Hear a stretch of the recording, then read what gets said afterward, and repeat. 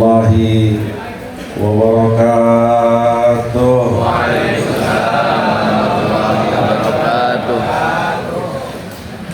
Alhamdulillah bi ni'matihi tatimmu shalihat. Asyhadu an la ilaha illallah wahdahu la syarika lah wa asyhadu anna sayyidana wa imamana Muhammadan abdullahi wa rasuluh. Allahumma salli wa sallim wa barik ala sayyidina Muhammadin wa ala alihi wa azwajihi wa dhurriyyatihi wa ashabihi wa man ihtada bihadihi wa istanna bi sunnatihi ila yaumil qiyamah.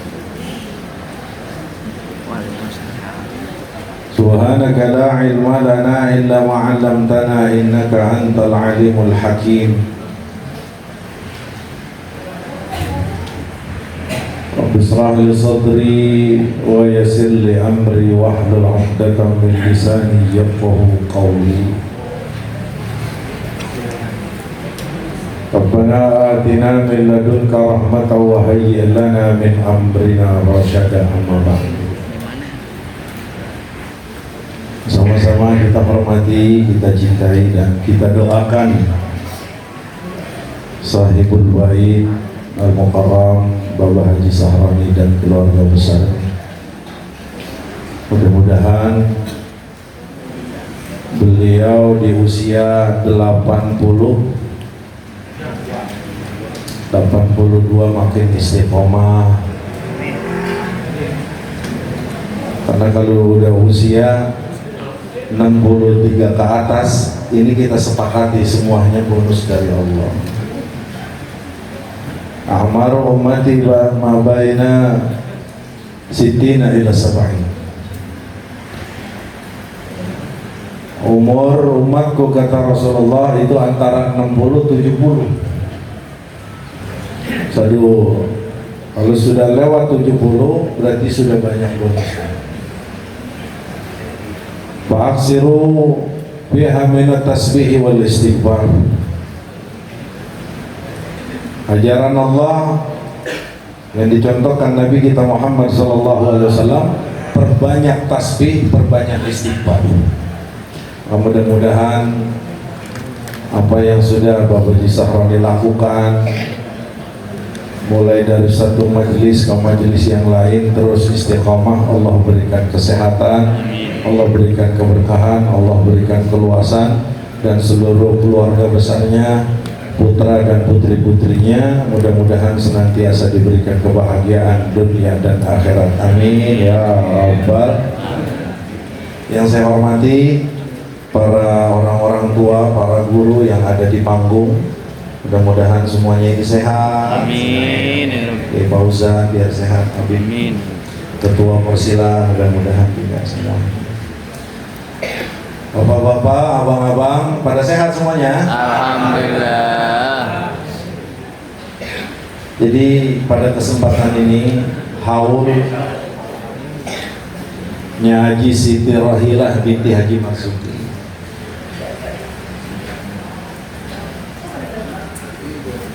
Kalau ukuran waktu kita, waktu dunia,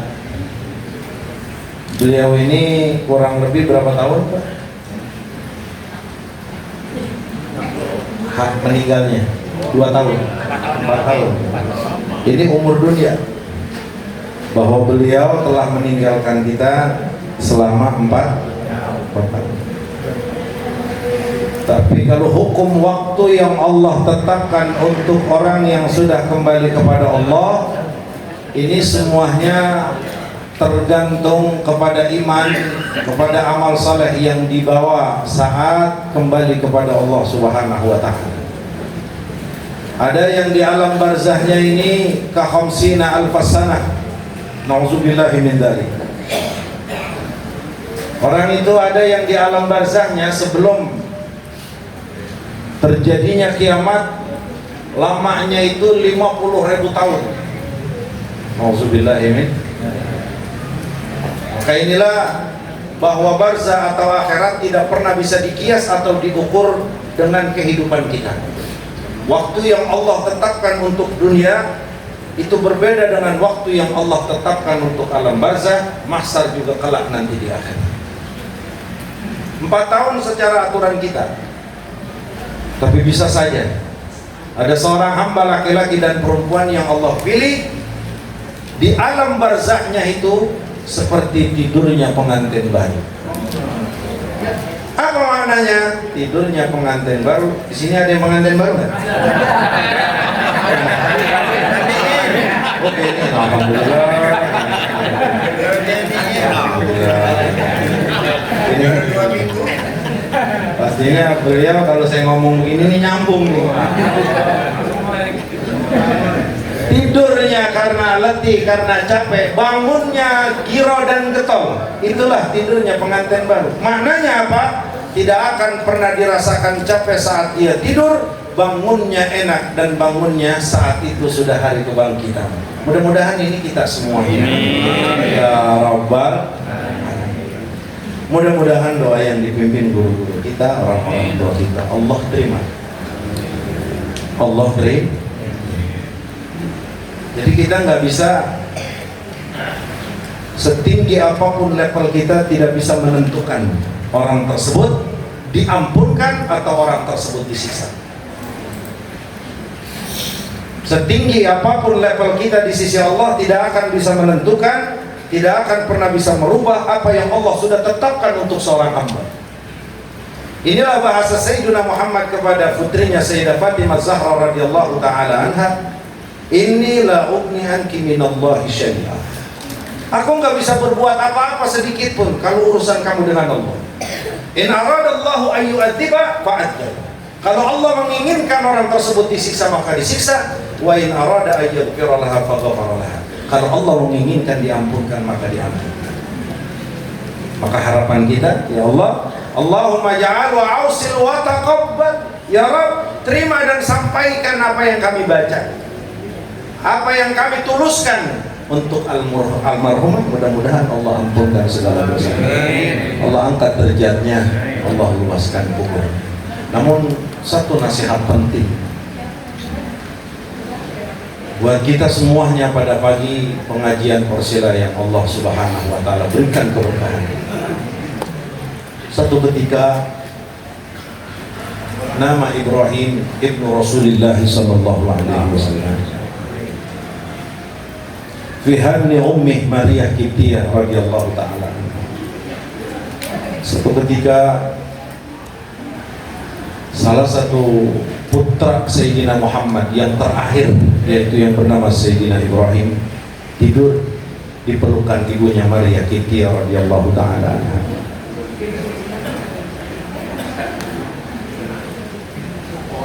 Fanazara Rasulullah sallallahu alaihi wasallam famata Ibrahim wa kana umruhu 16 syahran wa huwa akhiru awlin Nabi sallallahu alaihi wasallam.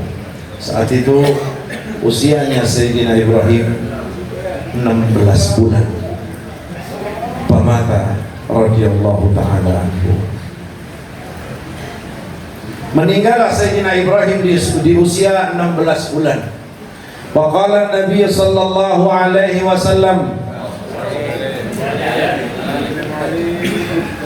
Ana la amliku laka minallahi syai'an ya Ibrahim. Yang memiliki ketentuan, yang memiliki penentu bukan aku tapi Allah. Lihat, ini bahasa Rasul yang harus jadi contoh kita. Kita kadang-kadang suka kagak sadar karena udah ngerasa tingginya diri kita, seakan-akan kita bisa menentukan apa yang sebenarnya itu menjadi hak mutlak Allah Subhanahu wa ta'ala. Doa itu bagian yang diperintahkan. Baik sangka kepada mayit itu yang diperintahkan Sayyidina Muhammad. Tapi menentukan dia diampunkan, menentukan dia disisa, itu adalah mutlak hak Allah. Maka bahasa Nabi, ya Ibrahim, ana la amliku laka minallahi syai'a. Aku nggak bisa berbuat apa-apa yang sudah menjadi ketetapan Allah. Kalau Allah menginginkan kau selamat, maka selamat. walaupun kau adalah putra. Begitu juga sebaliknya, kalau Allah menginginkan kau sengsara neraka jahanam, maka aku pun tidak pernah memiliki kuasa apa-apa terhadap ketetapan Allah. Muhammadan Nabi sallallahu alaihi wasallam wa wada'ahu ala ahbatit turab. Dibawa tuh anaknya Sayyidina Ibrahim alaihi diletakkan di atas tanah. Setelah dikubur, sebelum dikubur, setelah Rasulullah meletakkan Ibrahim di tanah, Rasulullah bilang kepada Sayyidina Ibrahim, sudah meninggal, sudah di lubang landak, sudah di lubang lahat. Ya Ibrahim, idza ja'atkal malaikatu faqul. Ibrahim, kalau nanti ada malaikat yang datang dan bertanya kepada engkau, bilang, Allahu Rabbi. Katakan ya Ibrahim kepada malaikat tersebut bahwa Tuhan saya adalah Allah. Wa Rasulullahi abi. Bilang kepada malaikat bahwa Rasulullah sallallahu alaihi wasallam itu bapakku. Wa Islamu dini. Katakan juga kepada malaikat bahwa Islam agama. Setelah Rasulullah mentalkinkan putranya yang berusia 16 bulan, Panazara Rasulullah sallallahu alaihi wasallam khalfahu fawajada Umar yabki buka'an syadida. Setelah Rasulullah mentalkinkan anaknya, kemudian Rasulullah menengok ke belakang. Rasulullah dapati Sayyidina Umar bin Al-Khattab radhiyallahu taala anhu sedang menangis, begitu amat menangis. Fas'alan Nabi sallallahu alaihi wasallam.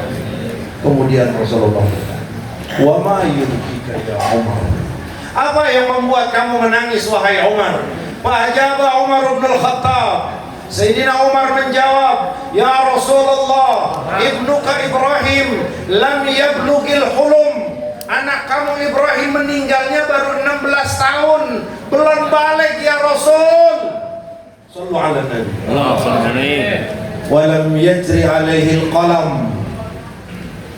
Belum ada catatan-catatan perbuatan yang akan dimasukkan Allah lewat tangan-tangan para malaikat. Karena seseorang baru akan mendapatkan catatan baik atau buruk yang dikembalikan kepada orang tersebut idza balaghal hulum, apabila kita sudah balik.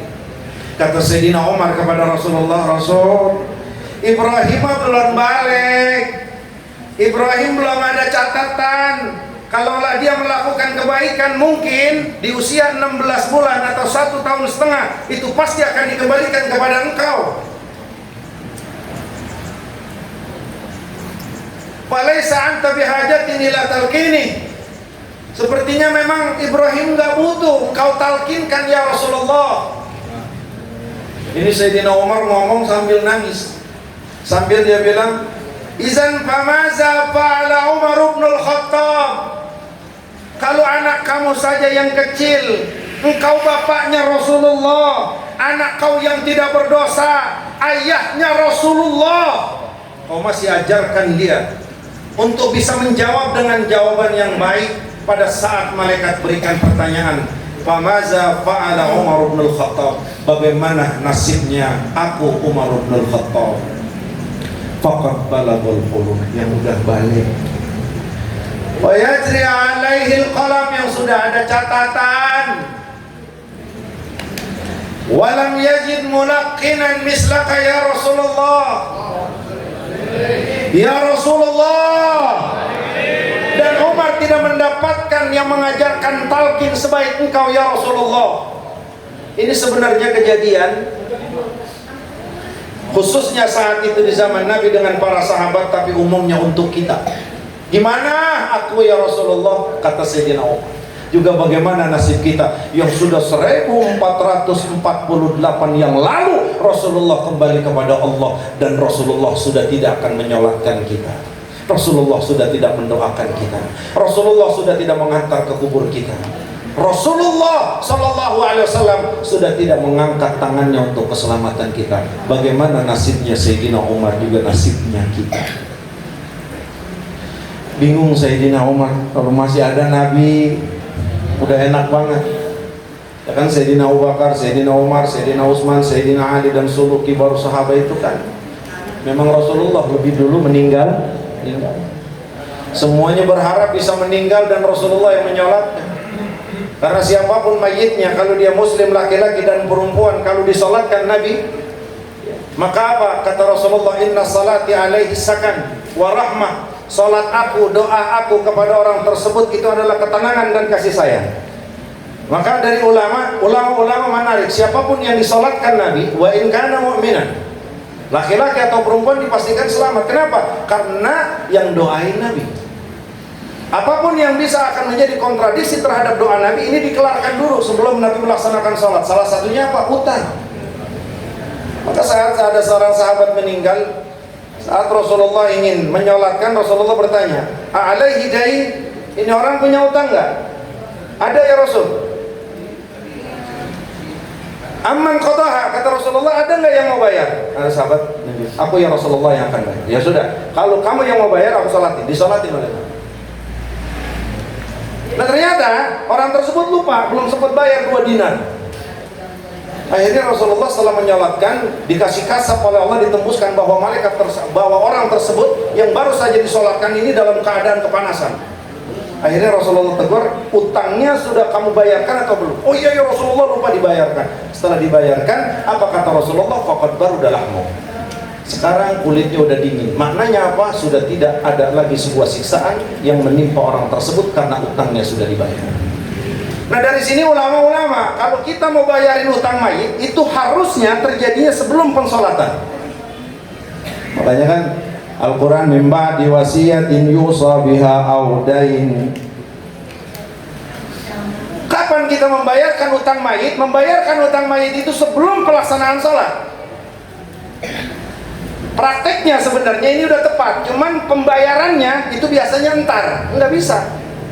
Kalau kita mau si mayit ini doa kita nggak kontrak, kita letakkan di liang lahat, semuanya proses doa kita mau diterima, maka salah satunya wasiatnya sudah dikeluarkan, utang-utangnya harus dibayar. Kenapa? Karena utangnya akan bisa mempengaruhi segala doa yang kita panjatkan kepada Allah untuk orang tersebut. Jangankan doa kita, doa Nabi itu tertahan. Makanya kenapa Rasulullah nggak mau menyalatkan orang yang punya utang? Karena ini kontra. Orang yang punya utang, jangankan sekelas kita, sekelas syahid, orang yang meninggal di medan perang, meninggikan kalimat Allah, melawan orang-orang kafir Zionis misalkan, mati punya utang, tetap diikat. Apalagi model kita. Makanya Rasulullah tidak akan menyolatkan mayit yang punya utang sampai ada yang menangguhkan. Kenapa? Agar tidak tabrakan. Karena doa Nabi jaminannya orang tersebut selamat dan mendapatkan rahmat dari Allah. Utang mencegah itu. Maka kedepannya pada saat kita ingin menyolatkan mayit, pastikan hutangnya sudah dibayarkan semua. Biar apa? Biar pada saat imam kita Allahu Akbar, Allahumma gfirlahu warhamhu wa'afihi wa'fu anhu, itu semuanya diterima Allah dan disampaikan kepada mayit. Kalau enggak, itu ditahan dengan utangnya. Kapan itu akan terus diloloskan oleh Allah? Saat utang tersebut dibayarkan. Begitu tegaknya keluarga saat membiarkan seorang mayit, harus terkotang-kating, harus tertahan seluruh doa. Begitu tegaknya seorang ke rumah tangga, keluarga besar yang ditinggalkan, saat dia membiarkan mayitnya, orang yang meninggal, dia harus tertahan dari seluruh doa yang mendoakan dari orang yang menyolatkan karena hutang yang belum dibayar. Nah, ini adalah satu ketetapan ulama. Depannya siapa yang meninggal punya utang, punya bayarkan dulu. Baru setelah itu pelaksanaan pemandian, habis itu dikapankan, setelah itu baru disolatkan, setelah itu dikuburkan, agar kembalinya ke Allah menjawab pertanyaan, doa kita sudah masuk. Sedikit kita teruskan. Saat Sayyidina Umar bin Al-Khattab radhiyallahu ta'ala anhu kebingungan, gimana nasib aku ya Rasulullah, engkau sudah nggak ada, bagaimana nasib kita ini sebagai umat Sayyidina Muhammad? Rasulullah udah nggak ada. Betul masih banyak habaib, betul masih banyak kiai, tapi siapa yang seikhlas Sayyidina Muhammad? Tapi siapa yang sesayang Sayyidina Muhammad? Tapi siapa yang terkabul doanya seperti Sayyidina Muhammad? Saat Sayyidina Umar menanti jawaban dari Sayyidina Muhammad, idil ijabatu tanzilu minas sama, saat itu langsung Allah turunkan satu ayat kepada Nabi kita Muhammad sallallahu alaihi wasallam yang berbunyi, yuthabbitullahu alladhina amanu bil qawli tsabiti fil hayatid dunya wa fil akhirah. Ayat ini turun sebagai satu jawaban pertanyaan, kegundahan, kegelisahan Sayyidina Umar khususnya dan umumnya untuk umat Nabi Muhammad. Siapapun yang masih terus mempertahankan keimanan tidak perlu khawatir. Walaupun Rasulullah sudah tidak mentalkinkan kita, walaupun Rasulullah sudah tidak mensalatkan kita, walaupun Rasulullah sudah tidak mendoakan kita, tapi iman yang Allah mantapkan dalam hati ini, itu yang akan mampu memberikan kekuatan, itu yang akan mampu memberikan keistiqomahan untuk menjawab pertanyaan man rabbuka. Makanya satu hadis begini, itu kalau guru-guru kita, ulama-ulama kita ada banyak banget hukum. Makanya guru-guru kita bilang, khususnya mazhab Imam Syafi'i, yusannu ayyustahabu talqinul mayyit. Ini ada dua. Disunnahkan kita mentalkinkan mayit. Dua. Yang pertama, saat lagi sakaratul maut. Mayit lagi ngap-ngapan, lagi proses terakhir, lagi sakaratul maut, disunnahkan kita mengajarkan. Mengajarkan apa? Talqin. Apa itu talqin? La ilaha illallah. Harapannya apa? Agar kalimat yang keluar terakhir dari orang tersebut adalah la ilaha illallah. Yang kedua, talqin saat kita udah nguburin, sebagaimana yang Rasulullah lakukan kepada Sayyidina Ibrahim. Makanya dalam mazhab Imam Syafi'i ini mayoritas, kalau orang udah dipendam, udah rata, udah dikasih bunga atau belum, nah itu biasanya ada yang talqinin. Nah ini sebenarnya dari dasaran ini ulama ngambil bahwa termasuk disunnahkan mentalkinkan mayit setelah kita kubur. Talqin itu apa? Ngajarin, ngingetin, bimbing. Makanya kan ada bahasa dalam talqin tersebut, idza ja'aka malakani fas'alaka an rabbika wa an dinika wa an nabiyika faqul Allahu rabbi Islamu dini, kan begitu. Rasulullah sallallahu alaihi wasallam nabi, wa qul asyhadu an la ilaha illallah wa asyhadu anna muhammadar. Ini adalah talqin. Nah, makanya disunahkan. Disunahkan apa? Tujuannya untuk memberikan bantuan. Memang kenapa tidak ada fitnah yang terbesar setelah manusia keluar dari kehidupan dunia ini daripada fitnah kubur. Inilah yang Rasulullah nggak pernah tinggalkan, Pak. 4 perlindungan yang Rasulullah tidak pernah tinggalkan setelah tasyahud akhir, setelah salawat kepada Nabi, Allahumma inni a'udzubika min azabi jahannam wa min azabil qabri wa min fitnatil mahya wal mamat wa min syarri fitnati masiihid dajjal. Kapan itu fitnah mati? Fitnah mati itu saat kita baru masuk di dalam kuburan. Kenapa? 3 pertanyaan yang diajukan ini adalah pertanyaan yang akan menentukan baik, lancar, sukses atau celaka kita ke depannya. 3 pertanyaan ini yang akan bisa menjadi penentu. Maka ini fitnah yang luar biasa. Maka Rasulullah ajarkan Ibrahim, padahal Ibrahim baru 16 bulan. Ini sebuah pandangan, sebuah arahan, sebuah sumber dari Nabi kita, bahwa siapapun yang meninggal di antara kita, hendaknya lah kita mengajarkan talqin kepada mereka. Dan yang terakhir, kalau kekhawatiran Sayyidina Umar dijawab langsung oleh Allah dengan firman-Nya, yusabbitullahu alladziina aamanu bil qawli tsabiti fil hayatid dunya wal akhirah. Maka di sini ada yang harus terus kita pelihara. Bukan kedekatan kita dengan siapa-siapa, bukan kedekatan kita dengan Fulan dan yang lainnya. Wa anna laisa lil insani illa ma sa'a. Kita ini tergantung apa yang kita baca, mengharapkan doa orang. Ya betul kalau ikhlas, ya betul kalau khusyuk, ya betul kalau memang berangkat dari hatinya, doanya akan diterima buat kita. Tapi bagaimana saat seluruhnya tidak memiliki keikhlasan untuk mendoakan kita? Maka semuanya dikembalikan kepada kita. Yang akan bisa memberikan kemudahan saat malaikat bertanya man rabbuka wa man nabiyuka wa ma dinuka, bukan bahasa yang kita pahami, bukan karena bahasa yang kita mengerti, bukan karena hafalan yang sudah kita ulang-ulang dari masih kecil sampai meninggal, tapi bahasa ini adalah bahasa keimanan. Jawaban ini akan berangkat dari sebuah keimanan, apapun bahasanya, apapun sukunya. Saat keimanan itu betul-betul kita jaga dalam hati, maka saat malaikat mendudukkan kita dan kemudian bertanya, man rabbuka wa ma dinuka wa ma taqulu fi hadzal rajul, fa ajabal muslimu fa ajabal mu'minu, ayat bareng-bareng, asyhadu an la ilaha illallah wa asyhadu anna muhammadar rasulullah. Jawaban inilah tiga pertanyaan, siapa Tuhan engkau?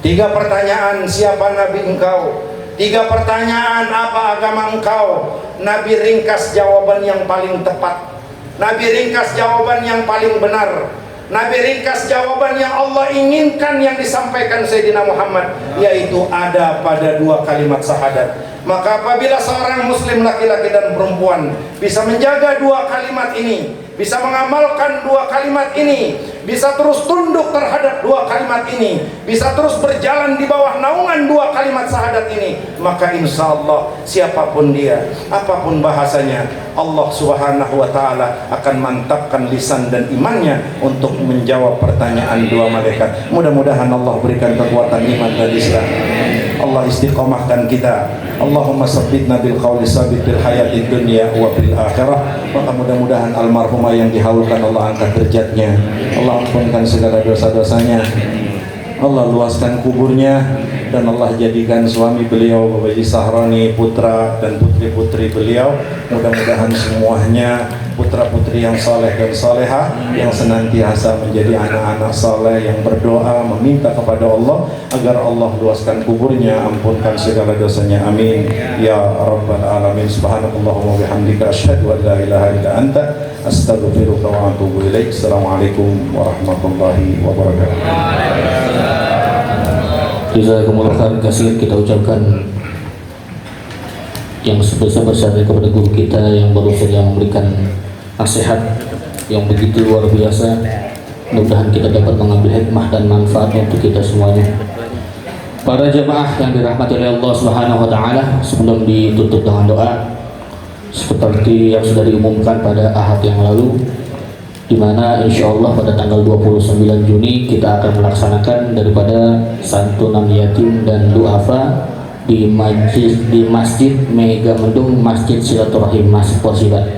Untuk itu Bang Wandi, sebelum ditutup dengan doa, nanggung dulu. Salatullah salamullah ala Rasulillah, salatullah salam ala yasin habibillah,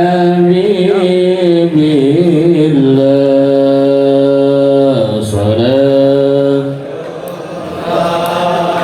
salam